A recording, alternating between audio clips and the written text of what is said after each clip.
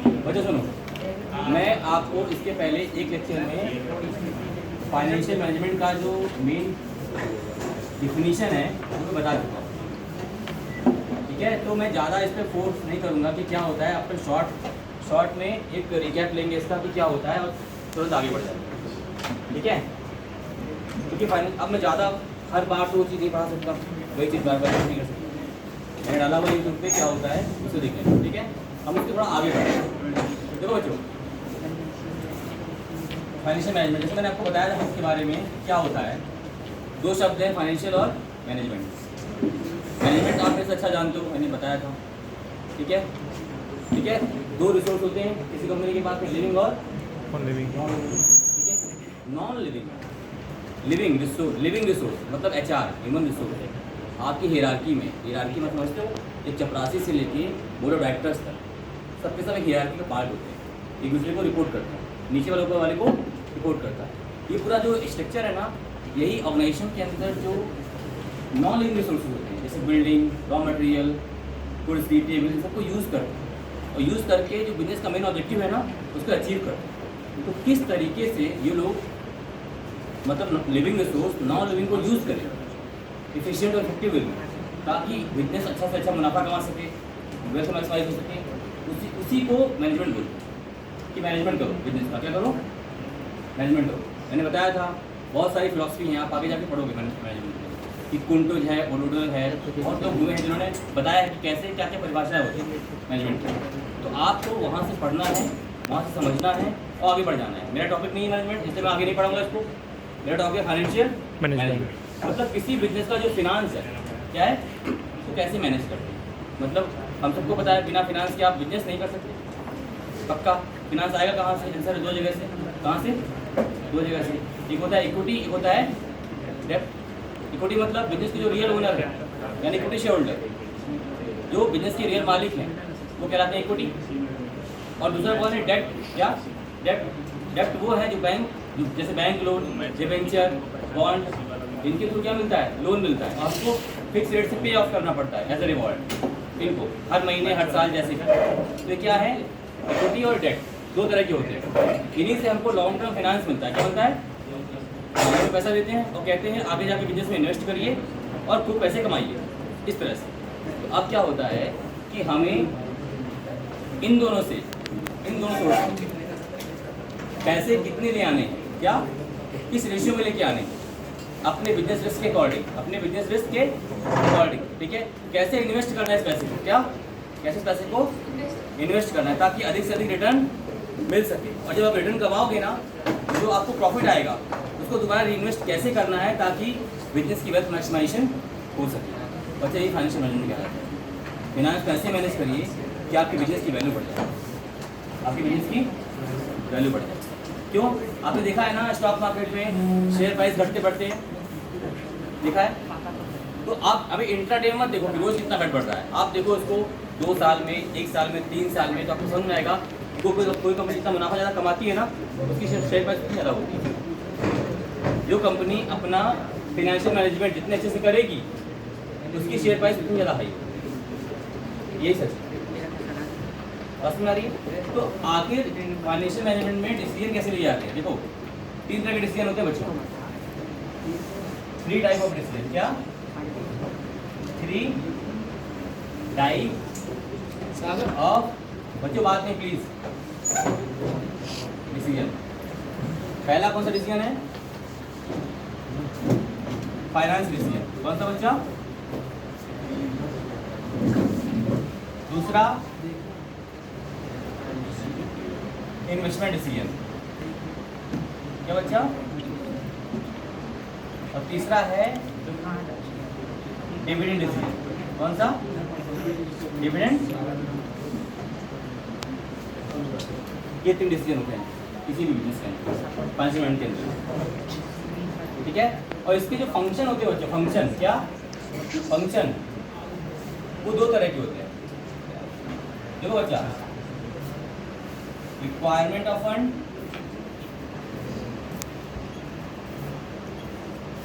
और distribution of fund.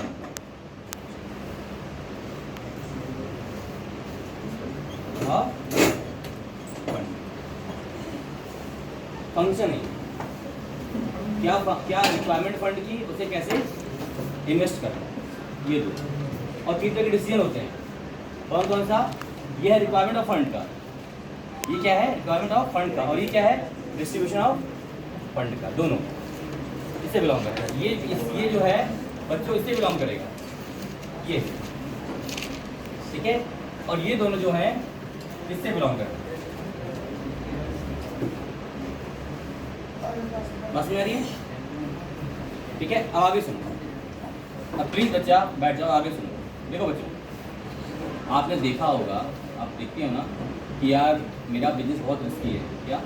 मैं 2 तरह के बिजनेस मालूम करता हूँ, मेरे सामने ऑप्शन है 2 तरह का बिजनेस। एक है किराने की दुकान चला लो, जैसे रिलायंस स्मार्ट चलता है। एक है रिलायंस पेट्रोलियम, या मान लो रिलायंस ने एक पटाखे की फैक्ट्री खोली है, क्या? क्रैकर्स की फैक्ट्री। तो 2 बिजनेस कर सकता हूँ मैं, एक सीजनल है, एक रेगुलर है। एक सीजनल है और एक रेगुलर है। अब हम देखेंगे कि बिजनेस रिस्क किसमें ज़्यादा है। बिजनेस रिस्क, अगर मुझे फाइनेंस मैनेजमेंट करना है तो मुझे फंड चाहिए, दोनों बिजनेस करने के लिए फंड चाहिए ना। अब मैं सोचूंगा कि मैं पैसे कहाँ से लेके आऊँ, पैसे किस सोर्स से लेके आऊँ, इक्विटी से कि डेट से। अगर मैं रिलायंस स्मार्ट का बिजनेस करता हूँ, रिटेलिंग का, तो मैं क्या सोचूंगा, क्या बिजनेस रिस्क कम है? क्यों? क्योंकि सामान आराम से बिक जाएगा, लोग रोजमर्रा की चीज़ें खाते पीते, तो वहाँ सामान बिकेगा ही बिकेगा, कोई दिक्कत नहीं, तो वहाँ मार्जिन लो होगा। और मैं अगर बैंक से पैसे मांगूंगा ना कि मुझे पैसे दे दो ये बिजनेस करने के लिए, बैंक आसानी से आपको पैसे दे देगा, क्योंकि उसे पता है कि इनकम फिक्स है, उसकी आएगी। और मेरा फिर अगर इनकम आएगी तो मुझे ब्याज भी आराम से मिल जाएगा, ठीक है। लेकिन अगर मुझे पटाखे का बिजनेस करना है तो एक बार तो करेगा कि अगर बिजनेस रिस्क बहुत ज़्यादा है। क्यों? अगर चिंगारी लग गई पूरा सत्यानाश, मतलब पूरा लॉस, मतलब इसका पूरा तो डूबेगा ही डूबेगा, कि मेरा भी डुबा देते। तो कभी भी अगर आपका पटाखे की फैक्ट्री का बिजनेस है तो कभी आपको बैंक लोन नहीं देगा तो बहुत हाई रेट पे देगा, बहुत हाई रेट पे देगा और बहुत कम देगा। और वहीं अगर आप मार्ट का बिजनेस करते हो तो आपको कहेगा जितना ले लो उतना ले लो और तुम्हें मैं कम रेट पे भी दे दूँ। पता है क्यों? क्योंकि bank long term financial check करते हैं कि आपका बिजनेस रिस्क क्या है, कैसा बिजनेस आप करना चाहते हो, उसके अकॉर्डिंग आपको फाइनेंस करते हैं। आपका चाहे रेट ऑफ इंटरेस्ट हो, क्या है रेट ऑफ इंटरेस्ट हो, चाहे उनका डिविडेंड कुछ भी हो, उसी के अकॉर्डिंगली डिसाइड होता है। तो एक बिजनेसमैन को ये डिसाइड करना पड़ता है कि क्या प्रपोर्शन रखे डेट और इक्विटी का। भाई सीधी सी बात है, अगर मैं पटाखे का बिजनेस करूंगा तो बैंक उनको लोन देगा नहीं, मुझे मैक्सिमम पैसा खुद से लाना पड़ेगा, यानी इक्विटी का ज़्यादा और डेट का कम। वही मार्ट का बिजनेस है, इसका मार्ट का जहाँ श्योरिटी है इनकम आने की, तो वहाँ उल्टा हो जाएगा। हाँ ठीक है, डेट वाला ज़्यादा देर को तैयार हो जाएगा और इक्विटी वाला कम देर को तैयार हो जाएगा, कम में भी काम चल जाएगा।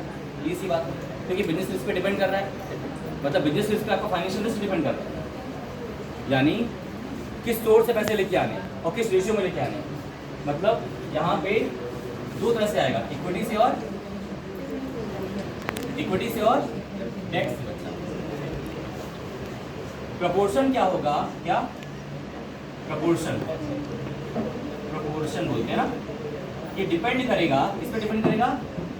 डिपेंड अपॉन योर फाइनेंशियल, मतलब बिजनेस रिस्क,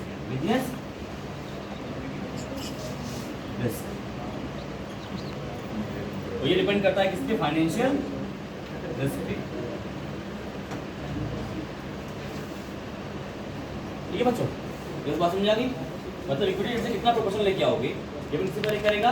बिजनेस रिस्क क्या है, कैसा बिजनेस रिस्क, पटाखे वाला बिजनेस है कि नॉर्मल बिजनेस, समझ आ गया? तो पहला डिसीजन क्या था? रिक्वायरमेंट ऑफ फंड, कि पैसा जो लाना है कहाँ से लेके आऊँ, इक्विटी और डेट से, किस प्रोपोर्शन में लेके आऊँ, डिसाइड कर लिया, पता चल गया कि हाँ बिजनेस के अकॉर्डिंग पता चल गया ये ले आना है। मतलब अगर मैं पटाखे का बिजनेस, मैं उसका बिजनेस कर रहा हूँ, लाइक मान लो कि मैं बिजनेस कर रहा हूँ नॉर्मल, तो मैं सोचूंगा कि 100 रुपये पूरे बिजनेस में चाहिए। एक काम करते हैं 80 रुपये, ठीक है? तो प्लीज़ जल्दी बैठ जाओ। नहीं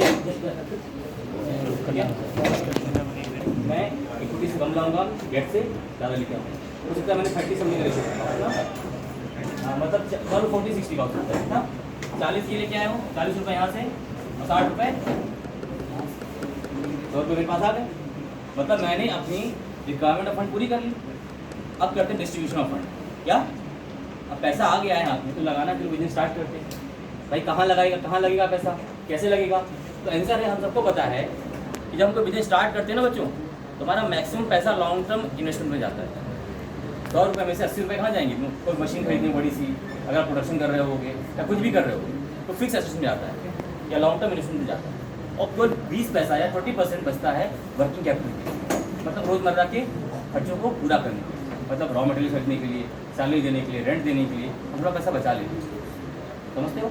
और पूरा का पूरा पैसा मैक्सिमम कहाँ डाल देते हैं? Long term. क्योंकि मशीन आएगी नहीं तो माल डालोगे इसमें और निकालो बनाओगे कैसे, है ना? तो हम क्या करते हैं, अब उस पैसे को इन्वेस्ट करते हैं। कहाँ इन्वेस्ट करते हैं? अपने बिजनेस के अकॉर्डिंग। अगर मैं पटाखे की फैक्ट्री लगा रहा हूँ तो मेरा मैक्सिमम पैसा पता किस में जाएगा? कोई मशीन जो पटाखा को मोल्ड कर रही होगी ना, उसकी मशीन खरीदने में जाएगा मेरा मैक्सिमम पैसा, ठीक है? अगर मैं मान लो कोई भी प्रोडक्ट बना रहा हूँ, कोई मतलब साबुन ही बना रहा हूँ, तो मेरा मैक्सिमम खर्चा फैक्ट्री में जाएगा, बड़ी बड़ी मशीन खरीदने जो डिटर्जेंट को और बहुत सारे केमिकल को अपने मिलाएंगे, इसमें जाएगा। और केवल कुछ पैसा ही बचेगा, मतलब साबुन का कच्चा माल खरीदने, ठीक है? तो मैं जब अपने पैसे को 100 रुपये को जो मेरे पास है उसको जब मैं इन्वेस्ट करूँगा तो मेरा 80 रुपये किसी एक में चला जाएगा लॉन्ग टर्म इन्वेस्टमेंट में, और 20 रुपये शॉर्ट टर्म। शॉर्ट टर्म का मतलब वर्किंग कैपिटल। क्या कि उस 20 रुपये से भी मैं कच्चा माल खरीदूँगा, फिर कच्चे माल को उसमें डालूंगा, फिर प्रोसेसिंग करूँगा, उसमें पैसे लगते हैं रोजमर्रा के। तो क्या है? शॉर्ट टर्म है, शॉर्ट टर्म इन्वेस्टमेंट क्या है? तो उसे क्या बोलोगे? Working capital. यानी बच्चा हमेशा जो इन्वेस्टमेंट डिसीजन है ना, इसका मतलब क्या होता है? Which business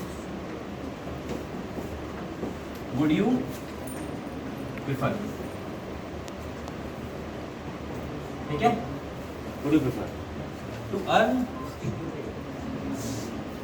return, to earn return, ठीक है? समझ में आई? अभी का ध्यान रखना, जब रिटर्न आएगा तो मान लो आपने इन्वेस्ट कर दिया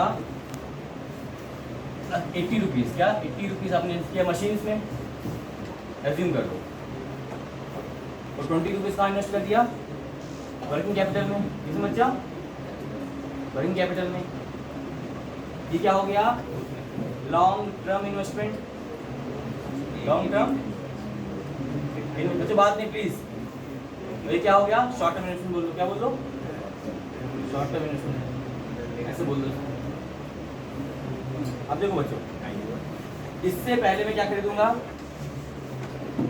रॉ मटेरियल,